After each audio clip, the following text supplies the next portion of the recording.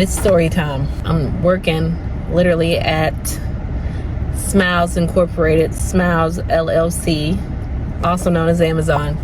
And this girl comes up to me where she's just crying. The girl next to me just crying. Keep in mind, she cried last week. So I'm just like, bitch, why are you crying so much like you cried last week? Don't get me wrong.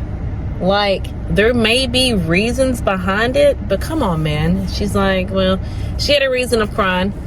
I'm not going to go into detail, but I'm just like, change it. How long ago did that happen? 10 years ago, she says.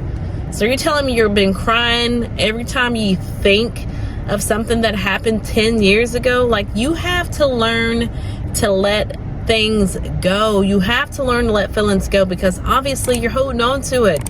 Every time you think about this thing that happened, it jogs for you to cry. Come on, man, let it go.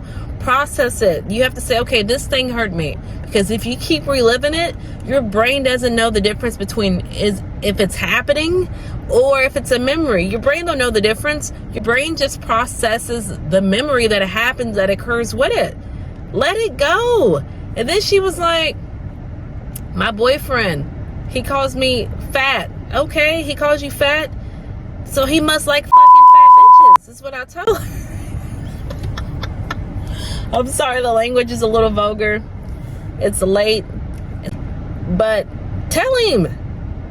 And when I told her he must like fuck fat bitches, she just hung over like a question mark, like, Natalie, why are you saying these things? Because you need to develop the confidence. Don't feel comfortable with someone calling you a fat bitch and you not say something. And it's wrong to say. And I told her, tell him his mama's fat, tell him his granny's fat, whoever. But that's not the way of dealing with it, because hurt people hurt people. You need to let him know that it makes you uncomfortable, or leave him. Do not tolerate a man calling you out your name.